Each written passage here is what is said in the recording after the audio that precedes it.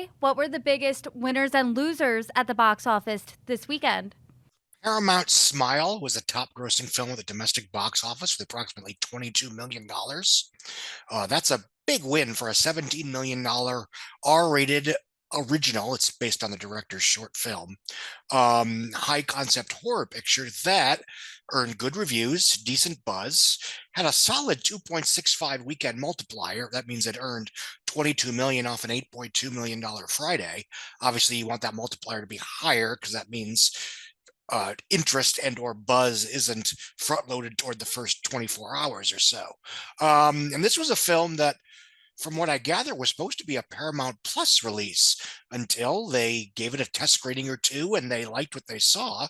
So they gave it a theatrical push and now they get to make money. And so far, is this the highest grossing weekend for a horror movie coming out this Halloween season? For Halloween season, yes. Off the top of my head, it's the biggest since Nope with $44 million in early or mid July. And then you had The Black Phone, which made $23 million in late June. That was another new to you horror movie. It's based on a Joe Hill short story. Um, and yeah, it's slightly bigger than the $19 million debuts of the Woman King and Don't Worry Darling. It is obviously bigger than the $10 million opening of Barbarian and the $7 million opening of The Invitation.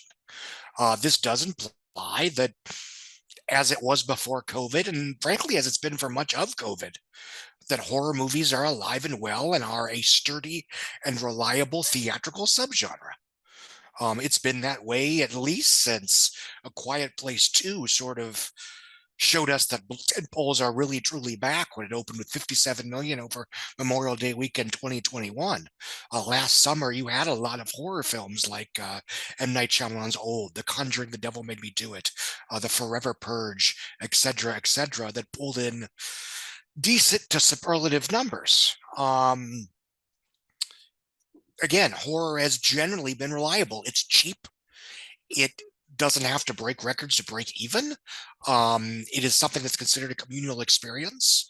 And not to be an armchair psychologist here, but in times of peril and strife, horror films are often seen as a healthy way to a healthy and cathartic way to work out real world fears. So that sounds like is horror the most reliable genre of movies in theaters? I think so, in terms of, especially when you're considering that they aren't like super duper expensive. Yes, Marvel DC comic book movies are incredibly reliable, but those tend to be pretty pricey.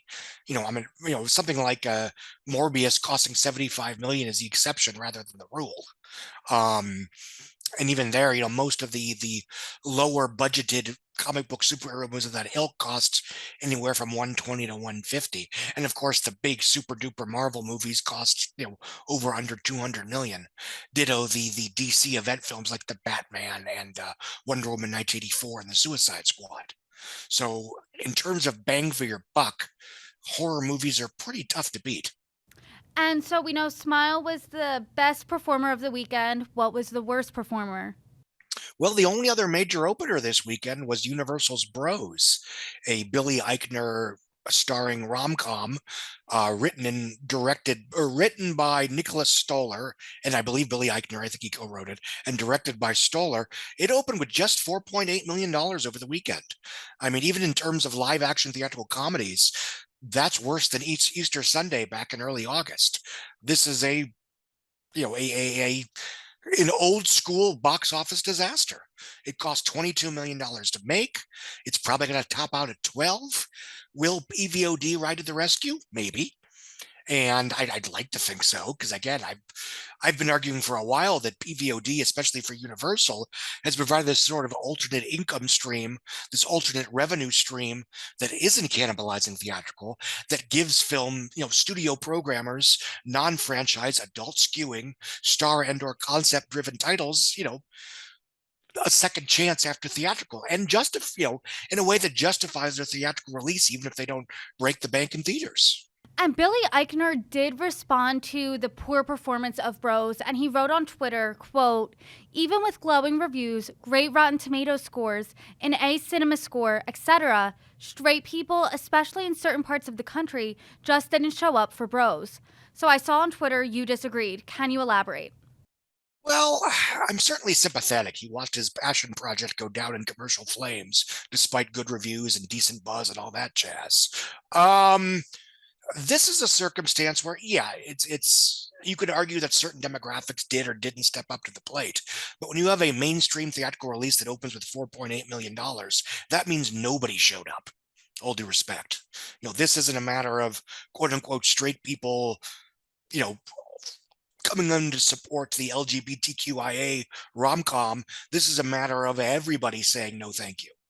And putting aside the discourse, this is an R-rated original rom-com with no stars. All due respect, he's not an opener.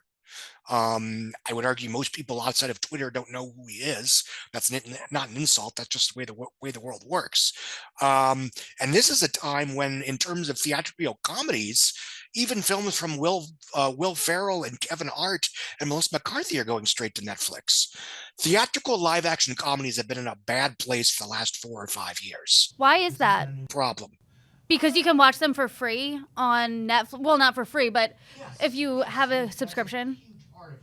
In that comedies have been sort of considered something that you could just watch at home, either for free or on DVD, that you're not losing much if you don't see it on the big screen. Also, comedies were a solid driver even as recently as 2016 because people would show up for a star vehicle in a comic vehicle. If I think I mentioned this last week, I apologize, but it still stands. If you think Kevin Hart is funny, you're not going to care whether the critics trashed his last movie if you thought his last movie was pretty funny. If you liked Ride Along and The Wedding Ringer and what have you, you're not going to care if Night School gets good or bad reviews. That has changed.